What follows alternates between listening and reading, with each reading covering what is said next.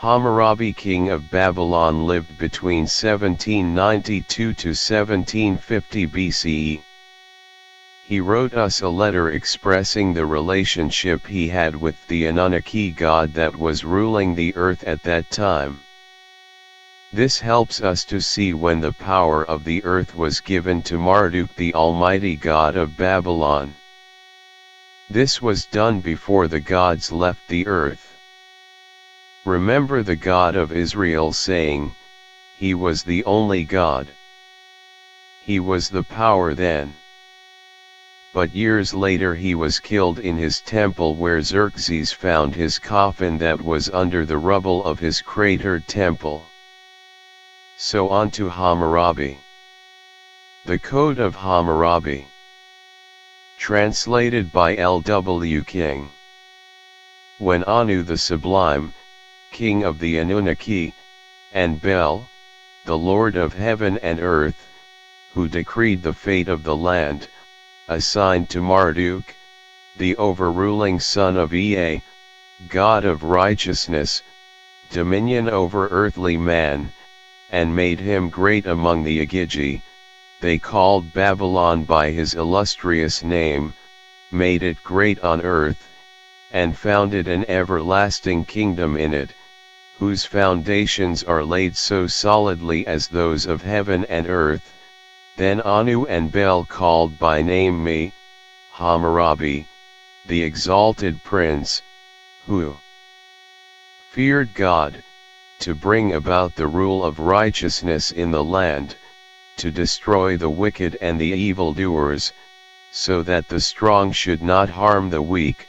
so that I should rule over the black-headed people like Shamash, and enlighten the land, to further the well-being of mankind.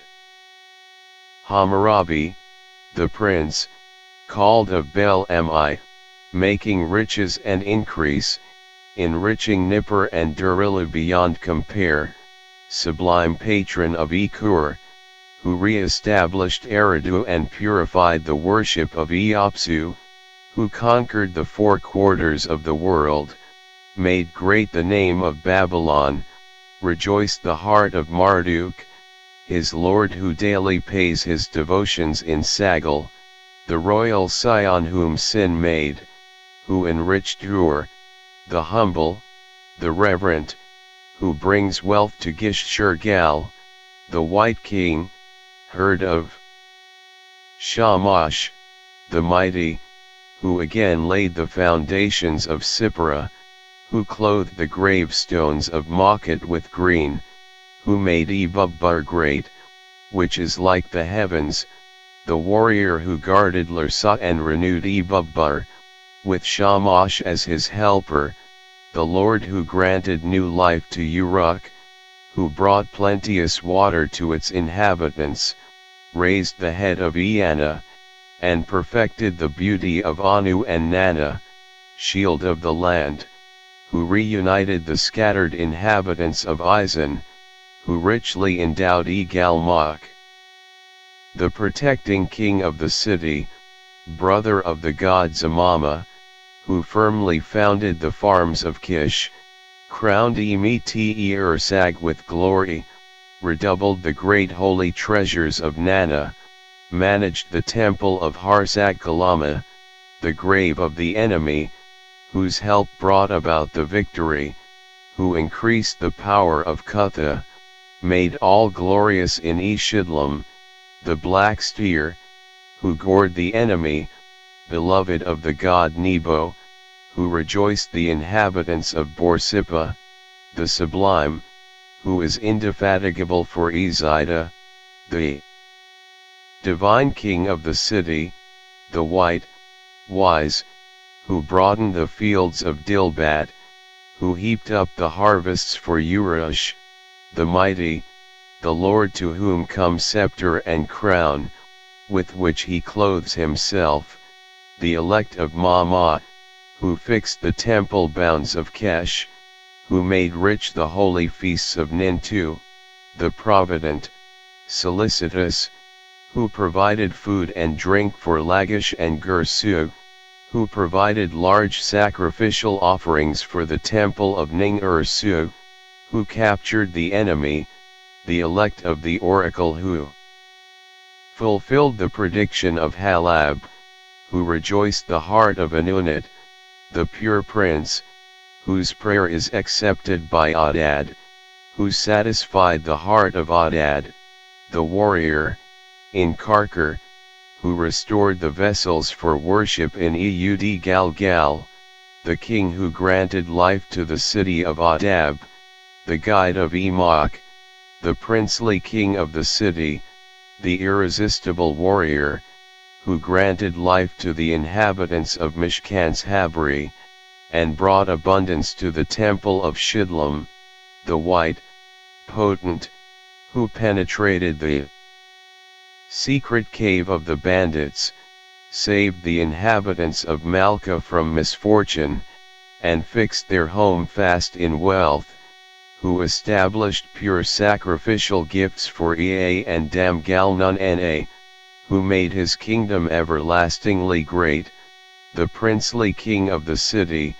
who subjected the districts on the Udikibnun-Na canal to the sway of Dagon,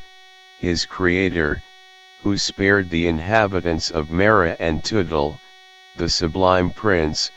who makes the face of Nini shine,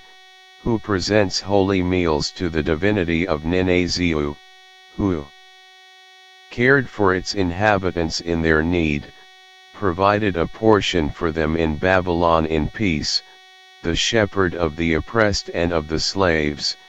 whose deeds find favor before Anunit, who provided for Anunit in the temple of Dumash in the suburb of Agade, who recognizes the right, who rules by law, who gave back to the city of Ashur its protecting God, who let the name of Ishtar of Nineveh remain in Emishmish, the sublime, who humbles himself before the great gods, successor of Sumula-il, the mighty, son of Sinmubilit, the royal scion of eternity, the mighty monarch, the son of Babylon, whose rays shed light over the land of Sumer and Akkad, the king, obeyed by the four quarters of the world, beloved of Nini, am I. When Marduk sent me to rule over men, to give the protection of right to the land, I did right and righteousness in, and brought about the well-being of the oppressed. The epilogue laws of justice which Hammurabi, the wise king, established. A righteous law, and pious statute did he teach the land.